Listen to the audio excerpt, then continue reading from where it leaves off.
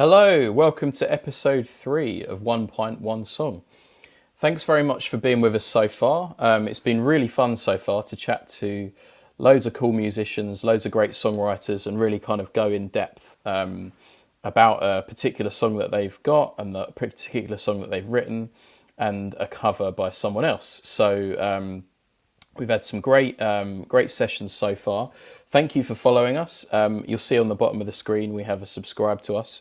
It does really mean a lot if you can subscribe and like the page, or just give us a like as we're live, because it does kind of really help to build the podcast, and hopefully we can carry on building it as we go.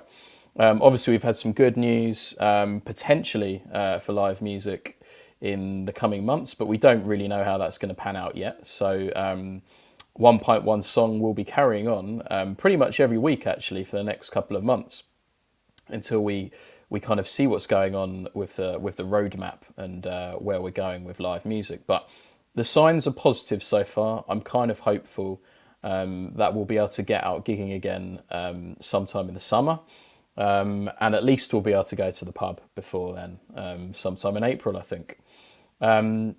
You can now find the podcast on Spotify, and if you go to Anchor FM, we've got a profile on there, and it goes to Spotify, goes all over the place. Wherever you like to listen to your podcast, basically, you will be able to find it there. So we're a video podcast live now on Facebook. My Facebook page, Elliot Porter Music, Isolation Gigs, and YouTube. And we're an audio podcast afterwards. So probably by Friday, this will be out on the Spotify and Anchor FM. And if you're listening on the audio podcast later afterwards, hello and welcome along. So One Pint, One Song is basically a chat that I have with a different songwriter every week. We like to kind of get a wide variety of different kind of artists and delve into one particular song they've written and one cover song which they have chosen. And it's been very cool so far to have a good chat through many of the different songs, and I'm very happy today that I've got an artist who has a very impressive CV, and a guy that I've seen play a number of times who's massively talented, and it'll be really cool to have a chat through the songs. So without further ado, I'm going to bring in Mr. James Sayer. Hello James, how you doing? Hey Elliot, how are you? I'm good, thank you. I'm pretty good, thanks. I'm pretty good. Yeah, I'm getting through this period, doing things like this, which help. Yeah, I can imagine. And it's always good to have a chat about music, as I'm sure you agree. Oh, absolutely. My favourite thing in the world. Yeah, man. Is to talk or play music. So yeah, absolutely. So thanks so much for having me. Absolutely, no worries. And what have you been up to? Obviously, you've been one of the more active musicians during the kind of lockdown kind of year that we've had. I see you've obviously been putting out music, but doing live streams as well. Yeah, I did a few live streams last year. I think we were mentioning it kind of April time, May time. I think I must have done about 5 or 6 live streams.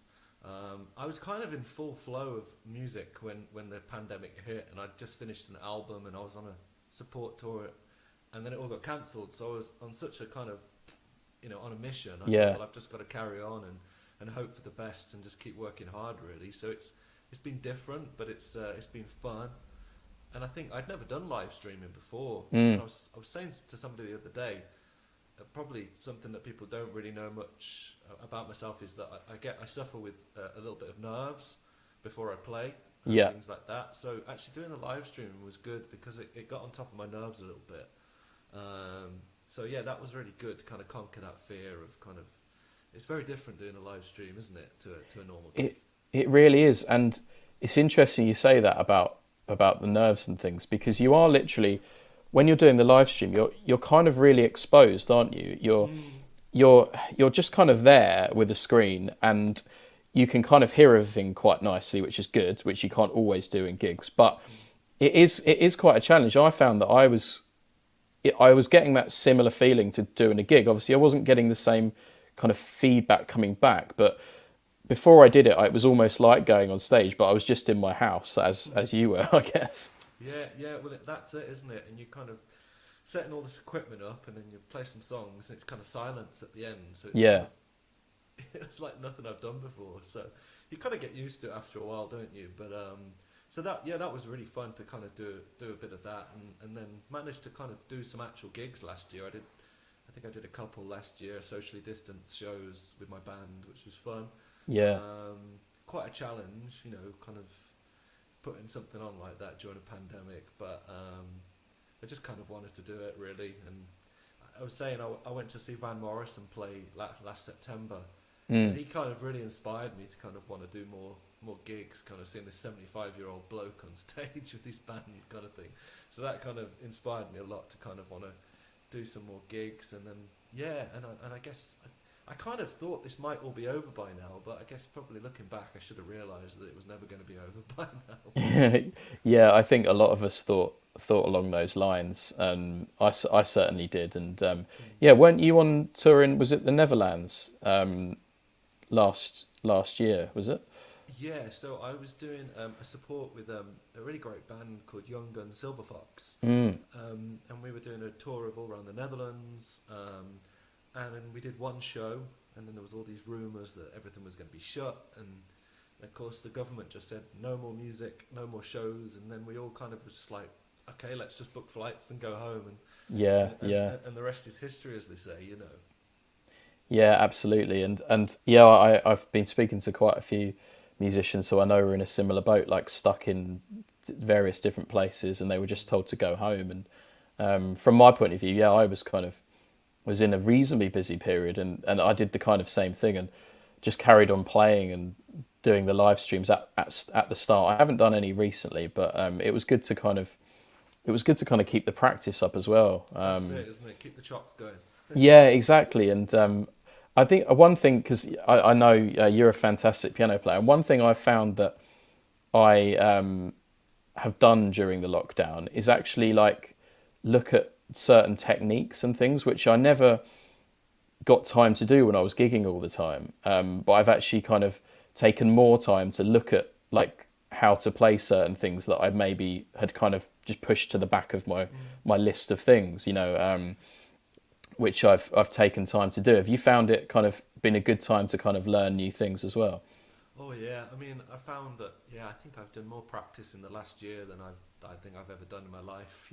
Yeah, It's been really good for that, and I found myself actually only recently practicing again to a metronome, and I think you kind of realise, well, I've realised all my kind of problem areas of my piano playing, and you kind of do kind of put them to the back of your mind when you're busy doing stuff, and then you think, oh, I've got to work on that, or you listen back to something and think, right, there needs to be some hard work done, or I've done quite a few singing lessons over Zoom, things cool, like that, yeah. singing teacher, and that's been quite interesting, and managed to do a lot of practice with that. So it's been a really productive kind of time, just to kind of focus really, and there's been some strange periods throughout it, but on the whole, I've kind of found it very productive, and I see it's great to see like yourself and other people doing stuff like this and doing streams and gigs. So it's I think on the whole it's been quite positive in a lot of ways for a lot of us, hasn't it? A lot of musicians. Yeah, I think so. And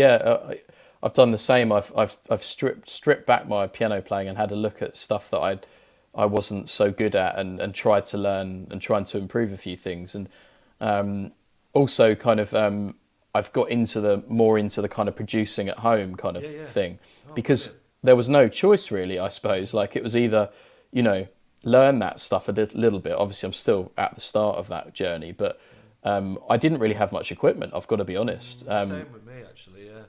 I had live equipment mainly. I had tons of that, but I didn't even really have a good mic. So I was like, I need to kind of get to this stuff anyway. So it's been a good time to do it. Yeah. Well, that's it. Actually, this microphone here, I managed to win it on a. Oh wow. Yeah, online. So that was kind of back in March, I think it was. So it was great. It's been great to use that, and I got the interface and got a new preamp, just because I've always done stuff in studios. I've never done Yeah. stuff at home. I've always demoed at home, and so it's been quite an. And have you been, when you say you've been doing your piano? Have you been using like classical books, or have you just been kind of doing stuff via YouTube and things like that? Yeah, more YouTube really. I've Great, always isn't it is really cool, and I did actually someone gave me actually an Audi book because I always quite liked Oh, yeah. his stuff. So I have learnt a couple of those pieces, but I only really play by ear, so I'm not great at reading music. Same. Yeah, I really struggle with that. It's a strange thing. But I know that a lot of musicians are either kind of reading musicians or play by ear. But I've watched a lot of like YouTube, and I was really working on Boogie Woogie because I've always kind of like skirted around Boogie Woogie and kind of played bits and pieces of it, but I never really learnt that much of it. I just kind of played what I thought was okay. So I've kind of I've just learnt a few patterns in the left hand really, which have really helped. And I bet, yeah. I realised that without them, like my Boogie Woogie playing was quite loose and it wasn't really. But just by putting a few things in the left hand, it's kind of really structured it a bit, I guess. Yeah, yeah. Well, that's the beauty, isn't it, of YouTube? I mean, even going back 10 years ago when I was at university, I actually studied a jazz degree, but I was Yeah. saying to somebody a while ago that really I don't know why I decided to study jazz, because with music you really need it to touch your heart, don't you? The style. Yeah, As yeah, much as I love jazz music and I love to listen to it occasionally, it doesn't touch me there. yeah, And really, when I was at music college, it was the kind of more like crossover kind of a little bit of boogie woogie, but mainly kind of gospel and kind of soul that really made me want to play. And even like people like Elton John, I know people a lot of people don't really see him as an amazing piano player, but for me, he's such a great piano player. And I used to spend hours just in my room jamming along to Benny and the Jets on the piano or something like that. Oh, that, yeah. That for me was great. So you're right, like the YouTube thing is just, it's all there for everyone to learn, isn't it? It's right in front of us. Which It great. is. It is, yeah. I've got to agree with Elton John. Elton John, yeah. Like, I kind of learnt from his songbook, I think, just looking at the chords and stuff and picking out the melodies when I was a kid. And yeah, that's never left me, that kind of playing. And I'll always want to listen to that. And your influences are kind of listed like Van Morrison, obviously. I think is quite a strong one that comes through in your music, I think. Yeah, I think I think I'd been searching all my life for an artist that had all these different styles, and he kind of was right there in front of me, and I'd never. People started saying to me when I started songwriting, because I was quite late to songwriting. I didn't release my first song until I was 28 nearly, so 5 years ago, and Yeah. so people started saying to me then, "Oh, your music's like Van Morrison," and I was like, "Really?" Because I used to play in wedding bands when I was younger, and used to play Brown Eyed Girl, and I thought, Yeah. obviously an amazing song, but Yeah. didn't really do much for me. But then I started discovering Van Morrison. I'm like, oh, okay, right, this is what it's about. And I think for me, it's I finally found an artist he covers every genre of music. Like, Yeah. it's from gospel to blues to funk to soul to Celtic soul, and I listen to him every single day. I mean, it's just it's just a massive inspiration for me, Yeah, I'm a massive fan as well, and you're right. He really does, and I think you were saying you went to see him last year, and I was lucky enough to see him at the Albert Hall once, Oh, and really? I bet that was amazing, wasn't it? it was brilliant. And he just kept bringing out like really great like artists with him as well, and Yes, yeah. it was great. And yeah, and he just makes such a great sound. It's just a full sound, isn't it? It's brilliant. It is. He's just got one of those voices that it's definitely grown with age. I much prefer his voice in the last 20 years to when he first started out. But yeah, just like you say, he works with so many amazing musicians and different artists. And yeah, I just hope he carries on because he's a big influence to me. Yeah, man. Yeah, I hope so. And it looks like he's still carrying on. So Well, he's done some anti-lockdown songs, hasn't he? I don't know if you've heard them. I did hear one. I wasn't so keen on that. I've got to be honest, but yeah, I thought it was quite funny. I guess he was probably looking for a bit of a reaction as well, I wasn't he? think so. Yeah, so he's done that his whole career, hasn't he? Kind of, he's written those kind of songs Yeah, to get a reaction, you know, which is, I guess, yeah, this is why he does it, you know. yeah, exactly. And Yeah, but yeah, I think he's great. And there's I've obviously other influences, Jerry Lee Lewis and things like that.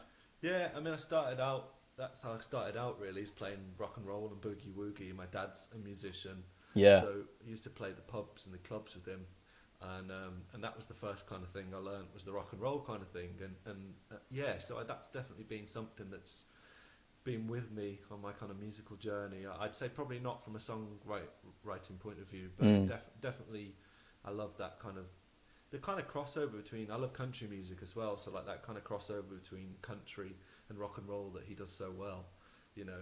yeah, So that, yeah, that kind of, you know, Little Richard kind of I love that kind of thing, and then like the Beatles, of course, that did all that rock and roll stuff really. So that yeah, was, I grew up with like the Beatles in the car and Muddy Waters and people like Rod Stewart and people like that. So I kind of and then when I remember when I was about 17, 18, I discovered R&B music like Earth, Wind and Fire, mm, which my dad wasn't so into, so I didn't really know that kind of music. Whereas my mum really liked it, but I didn't really know she liked that kind of music. So I discovered the R&B kind of thing and Michael McDonald and all that great yeah, soul yeah. music. And then that's really what it hit me there in my heart. I was like, this is the music I love. You know, that kind of soul crossover kind of thing. Yeah, man. Well, it comes across. It comes across that Oh, you love it thanks. in the music. And Michael McDonald will probably touch on a bit later because I believe you've kind of you've been working with a lot of musicians that work with Michael McDonald as well, haven't you? Yeah, yeah. I was been really lucky to record with those guys. Yeah, it's really fun. Like amazing honor to work with them. Yeah. Yeah. No, that's amazing, and no, that's so cool. So tell us about. Obviously, this is 1.1 song. By the Oh way, yeah. I always forget this. I meant to do it at the start of the show, but I've got cider today. Well, I was just saying, I'm off the booze and everything. I'm on this like I Mm. run. I've started running every day, and I Oh, don't eat cool. Yeah. eat any bad foods because I'm trying to lose some weight. So I'm breaking my diet, especially for you, Yeah. Elliot, and I'm on a lovely gin and tonic. Nice one. Nice I one. know it's not a pint, but it's, you know, a pint of gin maybe. Exactly. Yeah. I always say to people they can have what they want, Yeah. as you know, they can drink whatever they want. So But yeah, gin's pretty good for you, I think. Anyway, so um, yeah, fingers yeah. crossed. So I think this is a perfect time to have you on actually, because obviously we're kind of coming into spring. We're looking ahead to possibly brighter days. Um, Obviously, with the weather, it's been a bit nicer today, but Oh yeah. also the fact that we may possibly, I'm not going to say definitely yet because we know things can go very wrong. We may possibly be able to go out and do gigs and things in the coming months. So Yeah. I think this song, Better Days Ahead, is a really, really great song for this time. Yeah, tell us a little bit about it. Like, where did you write it? Where did you record it? Well, actually, I wrote it in this room here, and at the Mm, time, I had my piano here. I wrote the piano part in here. Sorry, I should say, because I co-wrote it with a friend in America. But I remember the night, and I'd been doing something for putting on a charity thing, and I was just got into the end of arranging some stuff, and I started listening to some gospel music, and I thought, oh, this is so good. This, you know, when you get a tempo and you want to write a song like that. yeah, yeah, And then I just wrote that riff at the beginning, and I was like, I have to carry on, I have to finish it, and so I did. But it's the only time the whole lockdown where my neighbours upstairs came down and knocked on the door because my girlfriend was in bed and I was still up. She couldn't hear, but they obviously could hear because of the window. And it was 12 at night, which is obviously really bad. And but I knew I had to finish writing that riff, and I knew I had yeah, to finish writing the kind of thing. And then I wrote it via Zoom. The rest of it, I kind of had the basic idea of it, kind of thing, the melody and the chords, but lyrics really isn't so much my thing. So I was writing it with a friend called Betsy Walter, mm, and she's an ASCAP writer in Nashville. Great writer. So I just said, "Oh, let me play this to you because we've written stuff," and then we wrote it pretty much there and then, kind of thing. yeah, And then that was kind of it really. And then I recorded it in this room as well, and it was part of an album for NHS Heroes charity. And it was only really meant to be a demo, really, but it's kind of gone on to be done quite well on Spotify and things like that. So I'm already thinking about re-recording it slightly for a whole album with just changing a few little things. But so far it's been really well received, which has been really nice, and just nice to write something positive and happy. So yeah, that's pretty much the story behind it. I think so. Yeah, I that's what I picked up from it, and I was like, it is a feel good song for me. Like, and I love the fact that the riff's right at the start as well, where it comes in and you're just like, it kind of gets you straight away. I've listened to it a few times, and yeah, I get it in my head straight away. That kind of the riff at the start, and yeah, I love stuff like that, which is it just kind of announces itself like straight away. Yeah, I mean, I will be honest. Like the idea, the theme behind it, I got from Van Morrison, because he wrote a song called "Days Like This," and he wrote, "My mama said there'll be days like this," and I watched an interview with him, and he just said, "Oh, I heard this song called 'My Mama Said There'll Be Days Like This.'" He says, "I'm going to write something similar." So I thought, I'm going to do the same. I'm going to use the same. Yeah. My mama said, and I thought, well, I'm going to do Van did it, and so I'm going to do it as well. So that was kind of the inspiration. There's a song, an old song from the '60s that goes, "My mama told me there'll be days like this, there'll be days." Oh yeah. I can't remember the name of the band, but yeah, and so the kind of influence of "My Mama Said" was kind of behind that, and obviously the whole kind of style of it's massively influenced by Van Morrison and that kind of gospel thing. So yeah. Yeah. I really like that, and Thank you. I think now is actually probably the perfect time to give it a play. So we'll give it a play. We'll kind of sit here and just enjoy it, and then we'll come back. Great. And chat a little bit more about it afterwards. Great.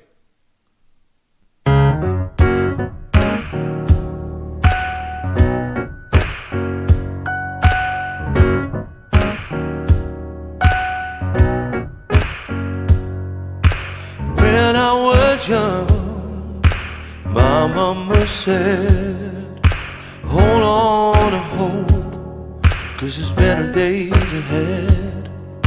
So as the sun, some rain gon' come.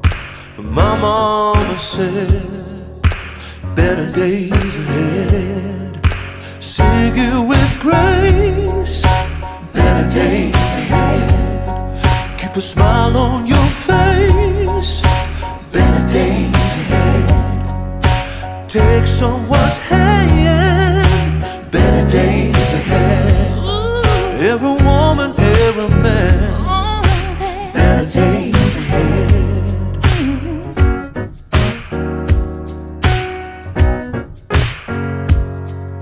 I've come to believe we can all find a light. Just look past the clouds and come in from the night. It's not hard to see, just keep a little faith in you and me. My mama said, better days ahead. Sing it with grace, better days ahead. Keep a smile on your face, better days ahead. Take someone's hand, better days ahead. Every woman, every man, better days ahead. When you're feeling down, you know you're not the only one. Take a little time, 'cause the change is gonna come. 'Cause I'm here to love you, I'm here to lift you, I'm here to give you love.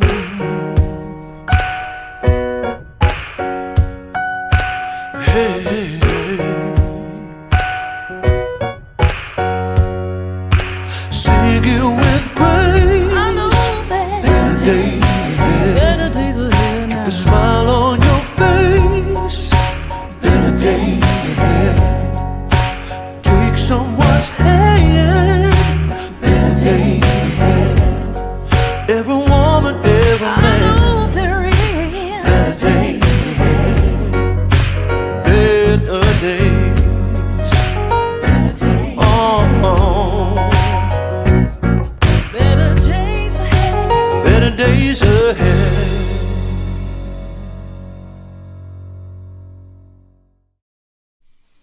Oh, yeah, I love that. That's great, man. Thank you. It's got such a good feel to it. And tell us about who's featuring in it as well. Is it? Oh, so yeah, actually, it's a great singer called Michelle John. So Yeah. Michelle, I kind of worked with her a little bit over the last couple of years. She sung some background vocals for me, and she was with Eric Clapton for about Oh, wow. 10, 15 years as his backing singer. And then she decided to do more of her solo thing, and she went on The Voice, and she came second. I think it was about 3 years ago now. But yeah, she's just really a lovely person, amazing singer. So it was funny because the way that these things work sometimes with sessions is that Yeah. the guy that mixes everything for me is called Matt Lawrence, amazing studio engineer and producer and mixer everything. And he said, he listened to the song. He says, yeah, I'll mix it for you. He says, what about Michelle doing backing vocals? I'm in with her tomorrow in the studio. Yeah. So I just said, great, yeah, that'd be great. And I kind of didn't even, at the time, I didn't even think to ask her, but it completely makes sense now that she's on it. Like, just her beautiful voice on it is just, yeah, it's great. So I'm very grateful that she sang on it. Yeah, I love how things like that work out. I've had that before as well, when it often is for a producer or a mixing engineer, because they work with so many people, don't they? And they're like, oh, I know someone that's great. Why don't you have them? Well, that's it, isn't it? Yeah, I just love that kind of, studios are such great places. You can meet so many great people, great musicians, Yeah. technical people. So yeah, it's there's nothing like a studio for me. I think it's one of my favourite places to be. Definitely, man. I'm looking forward to getting back into doing a few more things. I've done like a couple of things, but mainly, again, the socially distanced and remotely kind of thing.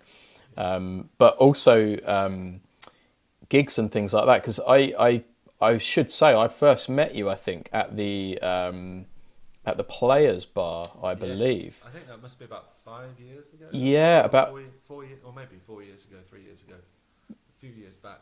Yeah, about 4 or 5 years ago, and I was thinking about that today, and I was thinking, I really kind of miss those kind of times when you turn up in a bar or a gig, and you meet a musician, or you start chatting to a singer or something, and I think that's the things that I'm looking forward to most, apart from playing my own gigs, is going to other people's gigs and happening upon a chance meeting with people and stuff like that, which is kind of what the music scene's all about, isn't it, really? Yeah, absolutely. Yeah, that's definitely something I'm missing, is just meeting people around gigs and being able to collaborate with them. And then you got that moment when you go, oh, I know that person. I know that person, and it's such a small world, isn't it? Within in especially in the music scene in London, it just seems that a lot of people know each other. And because you're just out of London, aren't you?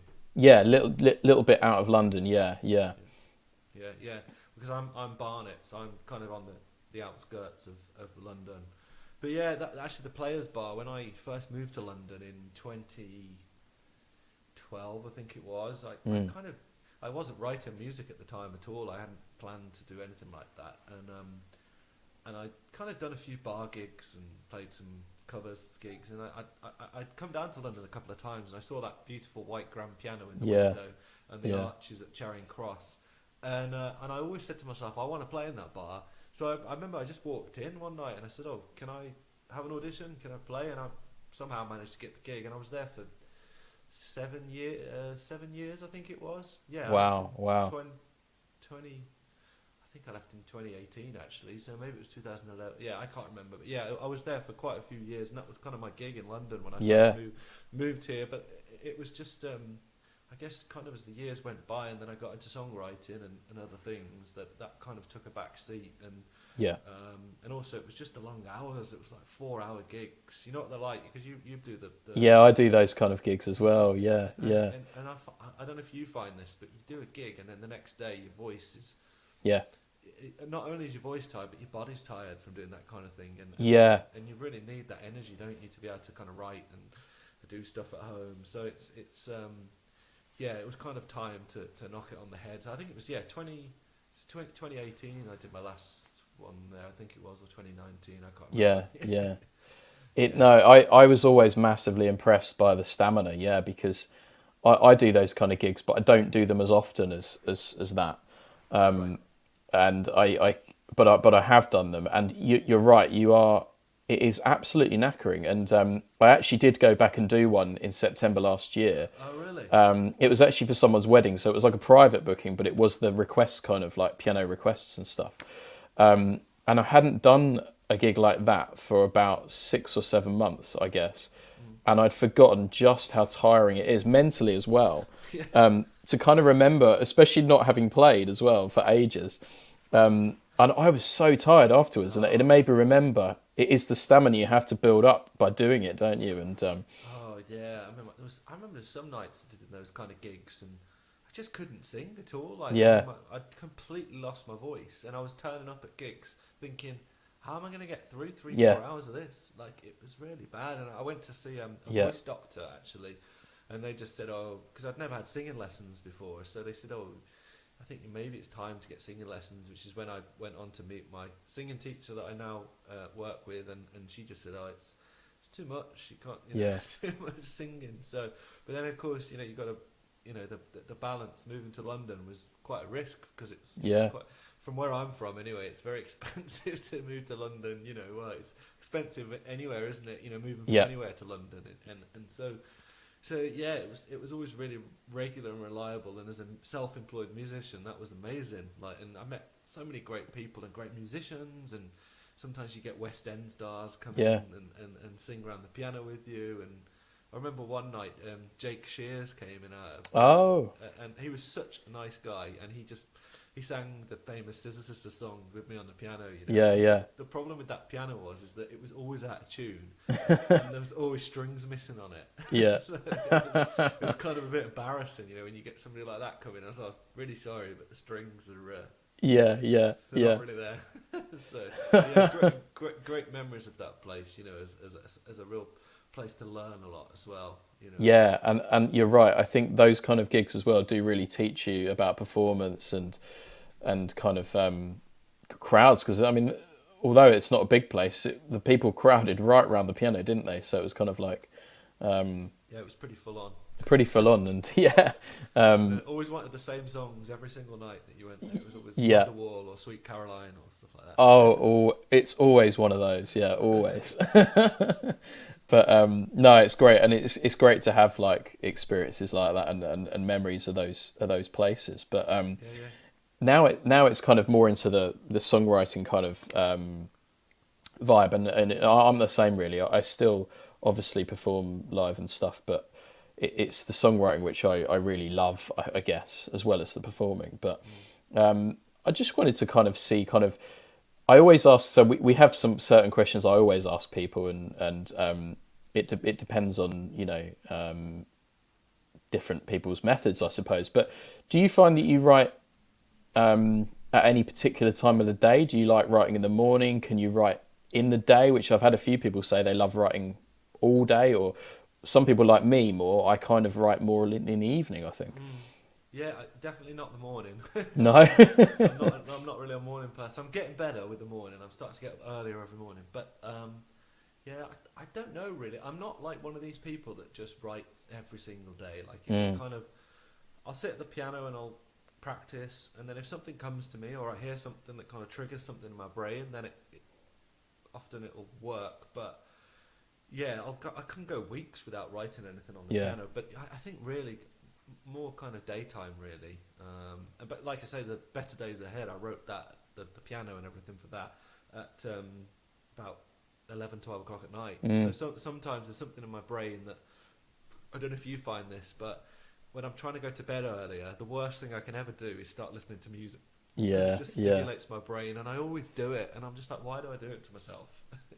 Absolutely, yeah. I did it last night. I'm working with, I'm working with an artist, and she sent me a demo, and I was like, I'll look at it tomorrow. And then I looked at it last night, and then midnight, and I was like, still on the piano, like with my headphones, unluckily, because otherwise my neighbours would get pissed off.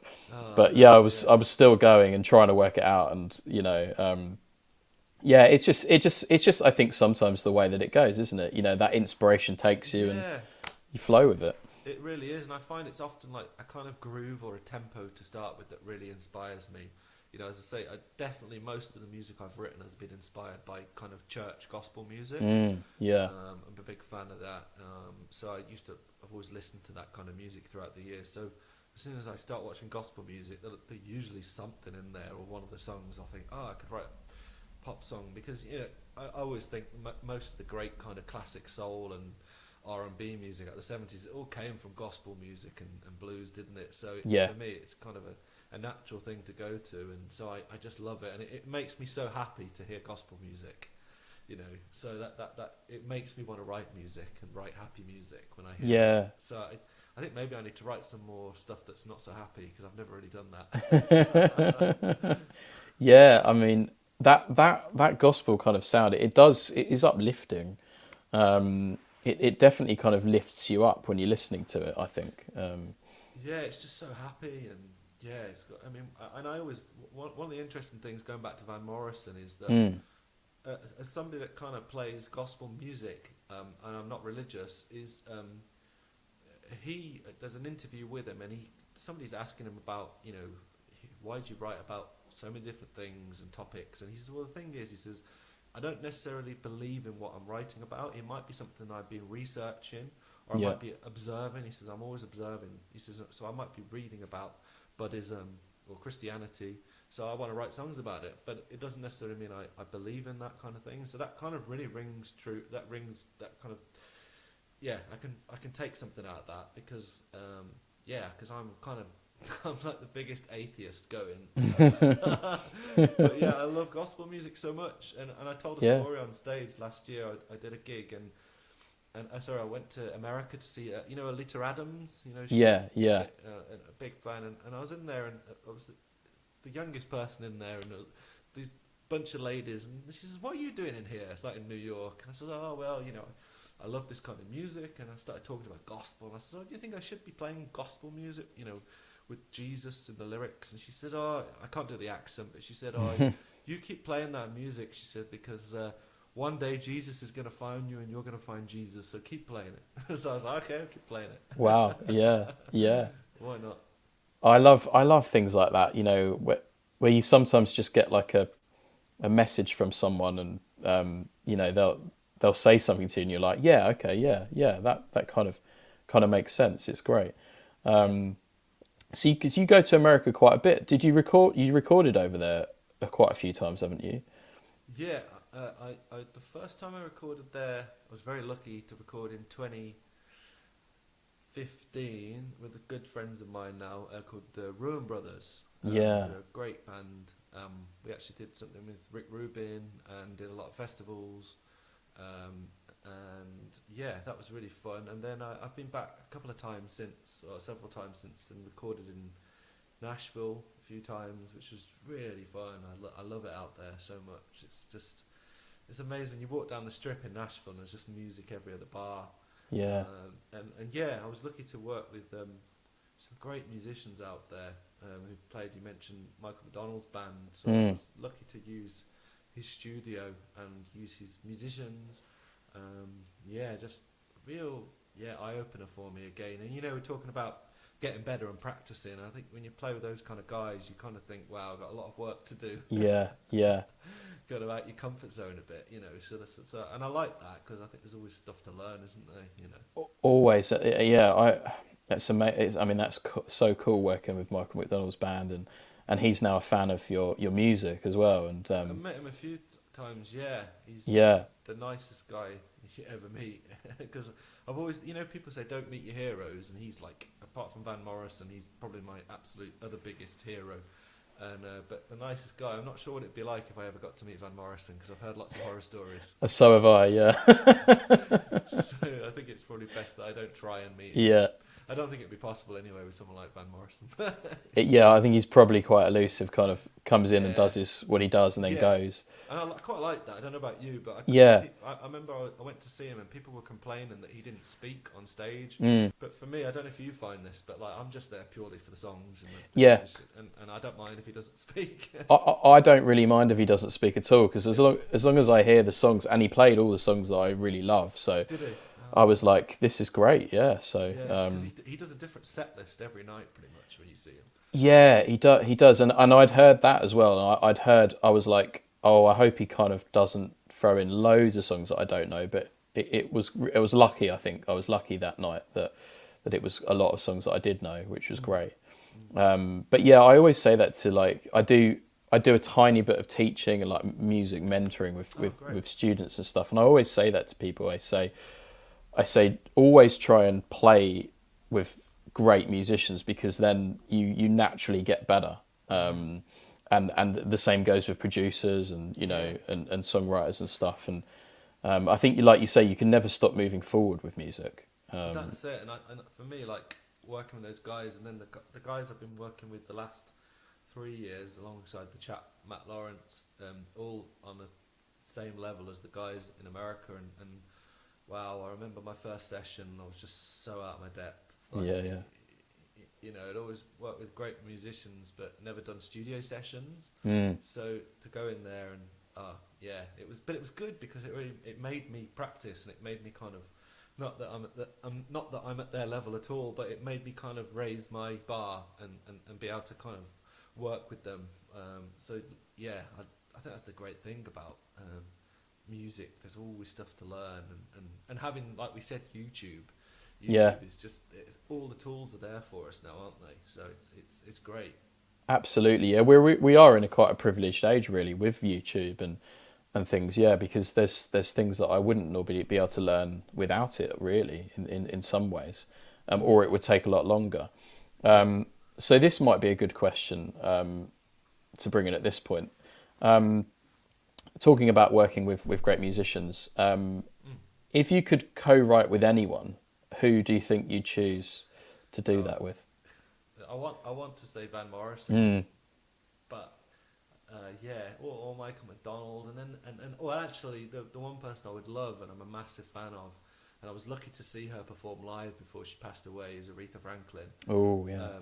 And I didn't realise what a great piano player she was until I saw her in I went with Becky in 2011, and it completely blew my mind seeing that kind of show, because she had the big, it was like church but outdoors in Brooklyn in New York. Yeah, it was a free gig, actually. And wow. And I saw her and I thought, I didn't know Aretha Franklin could play piano. No. And then of course she does write as well, and has written a lot of gospel music. So I think, someone. But then probably the other person I'd love to write with is Burt Bacharach. Oh wow, yeah. Yeah, just such a fan of his songwriting and his production and everything about him. Just incredible melodies and chord structures and everything. Amazing songwriter. Yeah, definitely. There's that song On My Own, which Michael McDonald did a duet with Patti LaBelle. Yeah. And he produced that and he wrote it, and it's just like, wow. Wow, that's a great song. Yeah. So I think somebody like, and I guess probably, sorry, I'm picking too many here, but that's fine. Probably Paul McCartney as well, because I'm pretty sure I wouldn't be playing music if it wasn't for Paul McCartney. I liked the Beatles, but I loved Paul McCartney, and I loved Paul McCartney growing up. Like, I was McCartney obsessed. I like I say, I liked the Beatles, but McCartney, I was totally obsessed with him. And So for me, probably Paul McCartney as well. Oh yeah, I'm a huge Beatles fan, and I saw Paul McCartney a couple of times, and I loved his band as well. They were brilliant, and just hearing the Beatles songs and some of his songs was quite emotional, actually, because I didn't think I'd ever get to hear those songs played live by a proper Beatle, So well, it's funny you say that, great. Because emotional. When I remember I saw him when I was at high school, and I'd kind of grown up throughout the 90s. He didn't tour at all because I don't know, for some reason he quit. So I didn't think I'd see him either, like you say. And I remember I saw him, and the stage lights came on, and the Hofner guitar was on the screen, and I started crying. I was I just couldn't believe I was seeing a Beatle, and I was seeing Paul McCartney in concert. Yeah. I'm so pleased that I managed to see him. Yeah, it was great. Yeah, me too. It was absolutely brilliant, and I'm so glad I did. Well, so if we have any, I should have said this earlier in the show, but if we have any comments or questions from people watching, I know we've had a few comments. So I'll bring them up as we can. Great song, James. That's my mum. Ah, And Rebecca says that's my Rebecca. claps. And Kelly says hello. Hope lockdown version 4,474 something is treating you well. Yeah, it's not treating us too badly, thanks for Kelly. Could be worse, I think, is what I would say. I think so. I think we're kind of seeing the light at the end of the tunnel now. So it's like Yeah, it's all kind of hopefully things will get moving as soon as possible. I think so. And what are your plans for? Obviously, I guess it'll be back on tour again at some point. And Yeah, I've had all the dates rescheduled actually, and I'm going to do my first. I've kind of done a lot of stuff in the Netherlands over the last few years, so I'm doing my first Netherlands headline show in November, which will be really fun, and then doing a support tour out there, and and writing more music, and I did a whole album over the last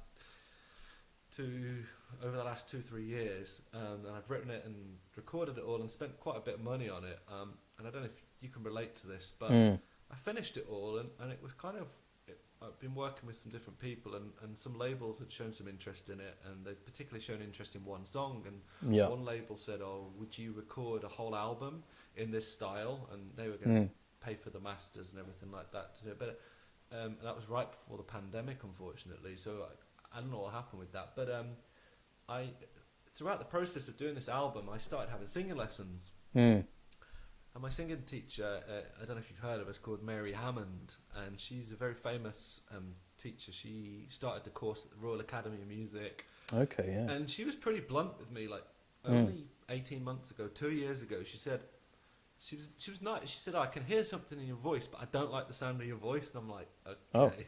Oh. And she goes, you're not singing in the right register. You're a baritone. And I'm like, what? So when I was doing the album, I'm written all these songs, and now they don't sound anything like me really, and they're all in the wrong key. So, yeah.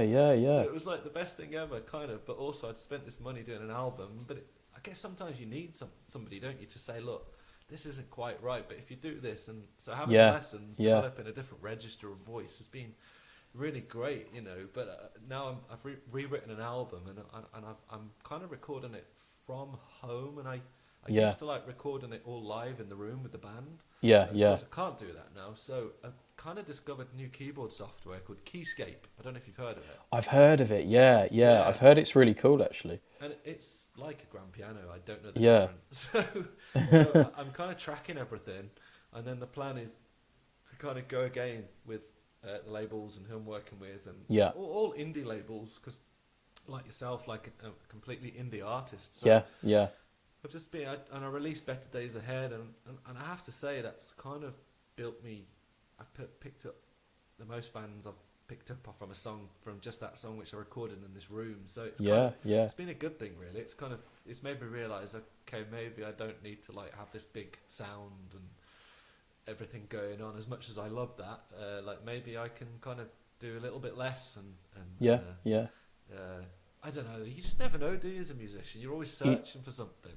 Yeah, you are, and you're always you are, and you're right. And it's really interesting you say about the singing thing. That's incredible, really. And you are always searching for things, but sometimes, and then you're like, 6 months ago, a song you've been playing you might love, and then all of a sudden you're like, oh no, I fancy doing something different now, or I fancy trying something else. And you're always wanting to try new things, aren't you? Yeah, and I don't know if this stresses you out, but this really stresses me out, is that when I play I write a song, I think, this is an okay song, or I might think it's a good song, but I think, there's a million ways that I could capture this, and it's probably only going to be the one way that I capture it that is going to appeal to a lot of people, and it stresses me out, and it almost makes me not want to record music, because I think, well, if I don't record it properly, it's not going to appeal to a lot of people, whereas if I do catch it, just that right tempo, that right key, that right groove, then it could be really good. It kind of stresses me out. That it's probably stupid, but it just does.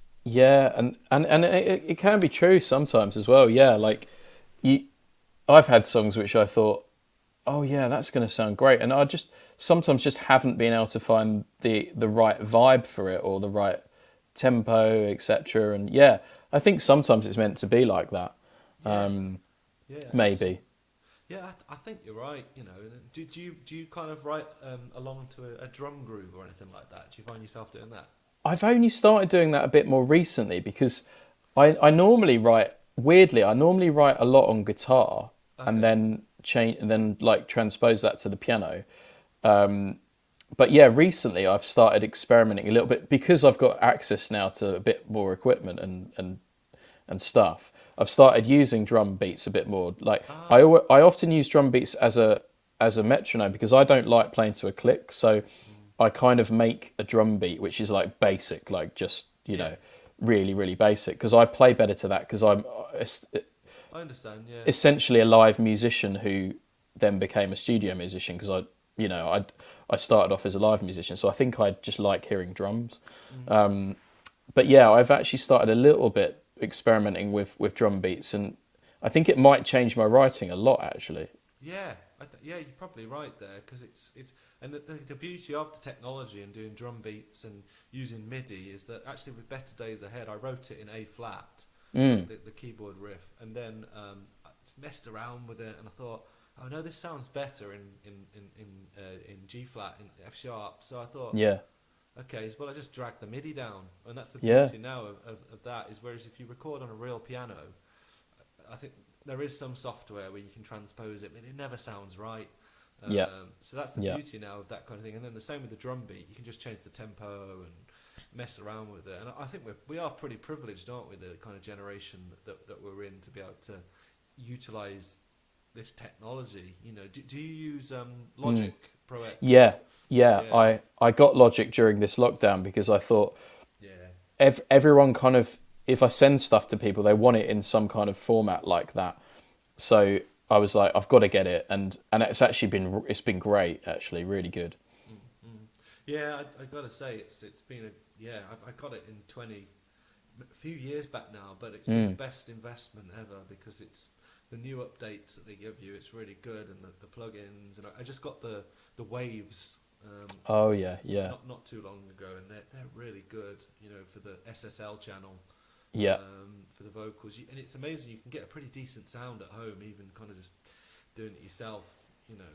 Yeah, you can. It's great to mention that because yeah, I've been speaking to a lot of musicians, and I kind of feel that's the way that a lot of people are going, is being able to do so much at home, and I've started doing that, and I have like musicians as you do that I send stuff to, and I can't play drums or anything like that, but I send it off to people, and it's an easier way to do it, and it's often cost effective as well. Yeah. And if you can get a great sound, and the beauty of the piano, like you say with MIDI, I can get any piano sound really, if I want to. So it's cool. I mean, I do love the thought of you recording with the whole band though. That must be really fun because I've never really done that, like Yeah. whole band recording. Yeah, it was a real experience doing it. I love doing it like that, but I've got to say, doing it like that is amazing if you've got loads of budget. But I think, Yeah, in hindsight now, doing it with tracking it is also a great idea because you can mess it up. But yeah, I mean, I love recording like that. I mean, the guys that I've worked with over the years, yeah, like. And they usually nail it within like 2-3 takes, and it's like I'm like, and there's no, because it's all completely live. You can't really do anything with it afterwards. yeah, It's yeah, got to just be done.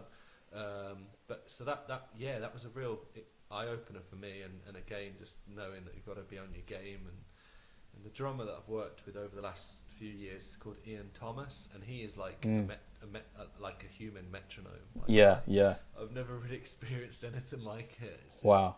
Because I think naturally, probably doing the gigs I've done over the years, I'm natural to speed up because I'm just Yeah. like, I think it's doing all those bars over the years. You just Yeah, yeah. got a punter next to you with a beer, and you're thinking, oh god, he wants to hear Wonderwall. I bet. Yeah, let's get this song done. Let's Yeah, get this on, and then he's kind of looking at you, going, "Don't you know this one? You know this Yeah. one? Don't you know this one?" And I'm just like. And I'm kind of like destroying a cover, a really bad version of a cover, like. yeah, yeah, yeah. So I think it's years of partly of that really, and then partly just needing to practice more, which was really great working with those guys. Because just like I say, really opened my eyes up to stuff. Yeah, and there's so much. This lockdown period has opened my eyes because I did a charity single with I saw. 18. Yeah, Yeah, yeah, it's great.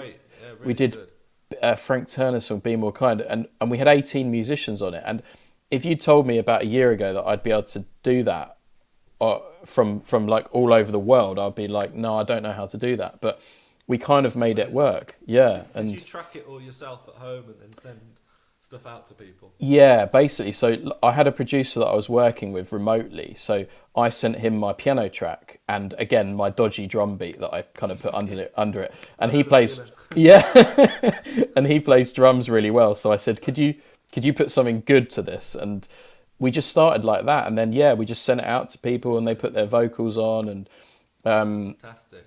and it showed me what the possibilities are like going forward, like how we could possibly record albums and EPs and things like that, you know. Yeah, well, it's funny you say that. There's the band that I was on tour with in the Netherlands. The lead singer of that band, he's in another band called Mama's Gun, which you should check out. Now they've Cool, got yeah. their sound engineer that did the sound for us out there. He's invented this software, which is already actually available, but the software he's designed is so amazing. Called Tin Pan Studios, Oh, and wow. they've done some sessions where 5 of them are in different locations around the country, and they all play live on the internet. Wow. Yeah. And they managed to do it with the latency. Like I don't know how they do it, and they actually cut a song to vinyl. They've cut a song to vinyl. That's amazing. Live in different locations. They did it all Yeah. to Soho Radio. So yeah, kind of mind blowing, really. Yeah, that's amazing. I know, Yeah. I think it's as long as you're within 1,000 miles of each other, and then anything after 1,000, the latency starts to really Okay. be Yeah. problematic. But and I think they've written most of their album using the software, so they're all playing live with headphones from home. You know, like Yeah. here I could be jamming live with you. So it's Yeah, quite amazing, really, isn't it?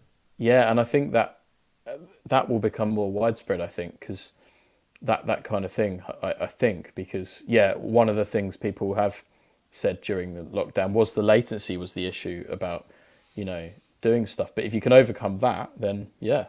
Yeah, and I kind of hope, really, that people like yourself and I've been doing stuff like the interviews, is that hopefully you carry on doing it even after Yeah. this, because it's great. Like, it's, you know, in the software that like this StreamYard is so great to be able to use, and I hope Yeah, that people yeah. still, of course, people want to go and see each other and see gigs and go to a pub or whatever, but it would Yeah. be great to see more stuff like this carry on, like with yourself doing this, because it's really interesting to do.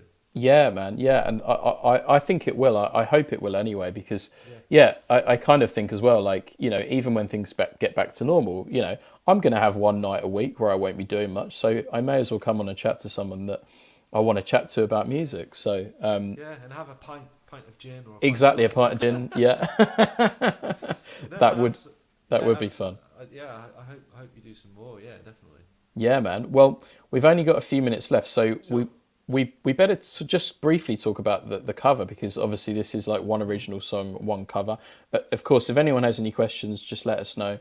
If not, just write them in the comments, and one of us will answer them afterwards if they're relevant. So tell us about the song you've chosen. It's by Van Morrison, isn't it? Yeah, I feel like everything I talk about is Van Morrison.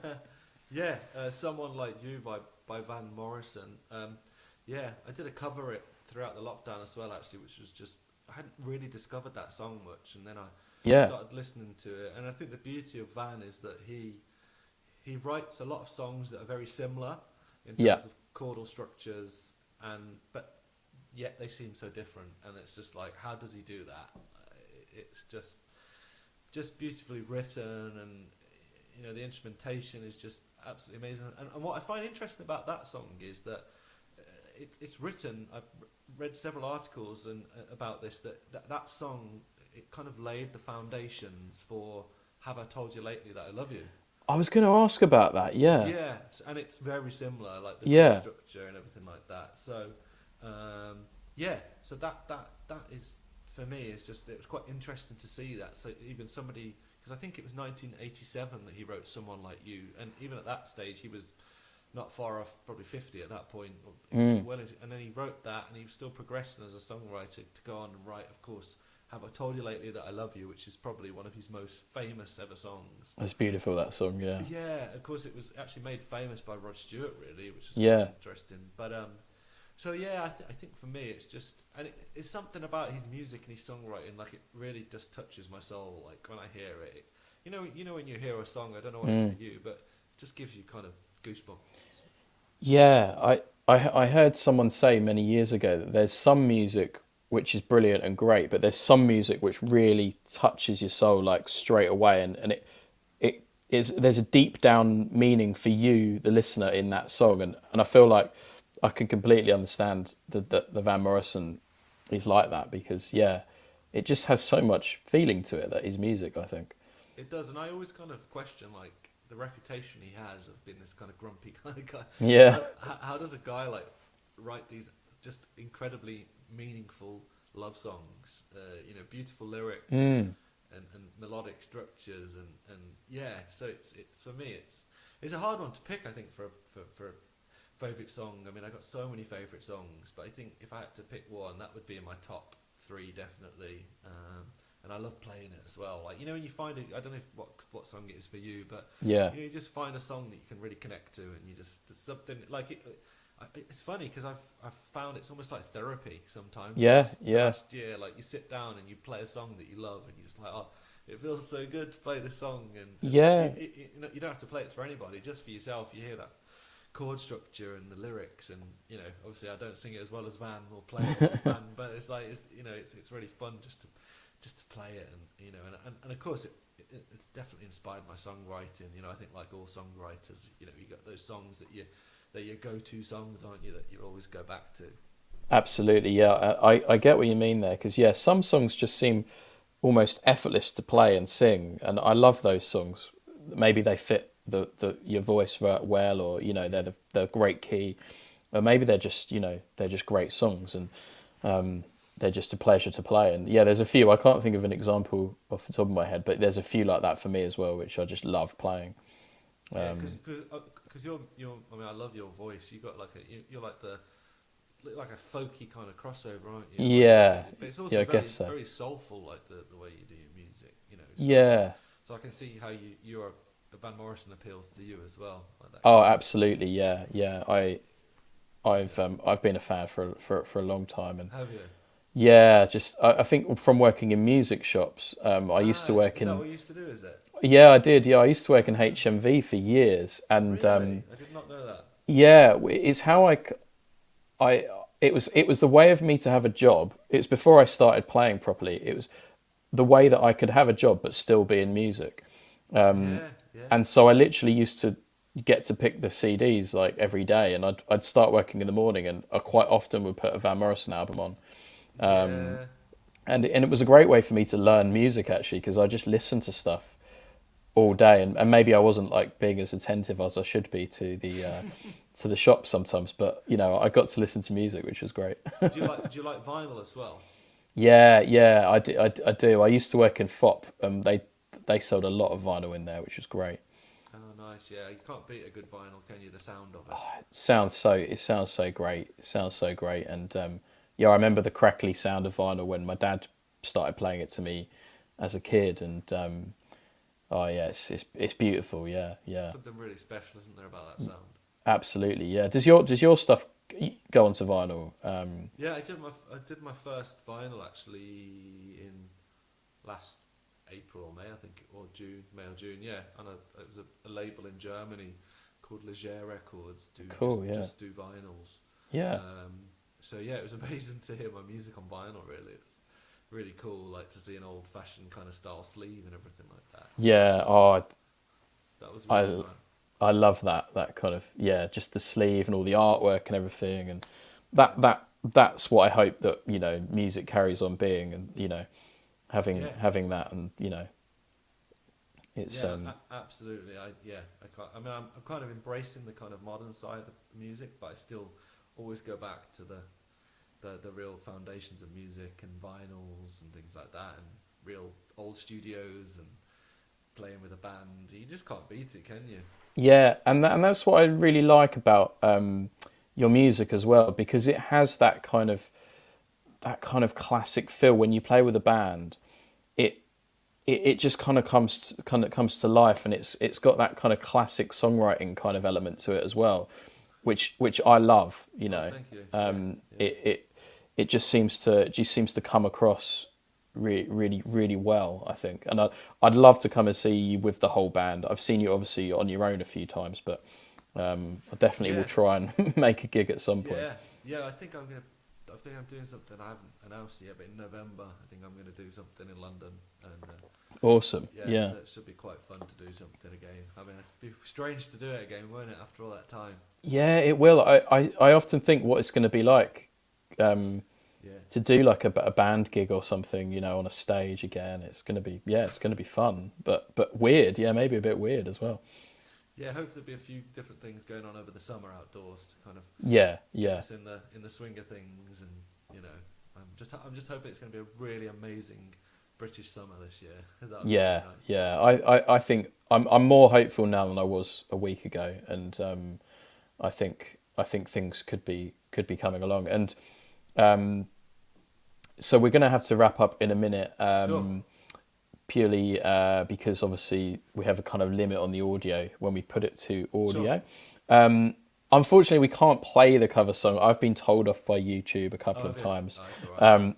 I tried to get away with it a couple of times, but YouTube have told me I can't be playing cover songs because I obviously don't own the rights to those. I understand. Yeah. That's okay. But what I've done is I've put the link. In fact, we'll put it up on the screen now as well. I've put the link to your cover song, which is "Someone Like You" by Van Morrison. Yeah, thanks.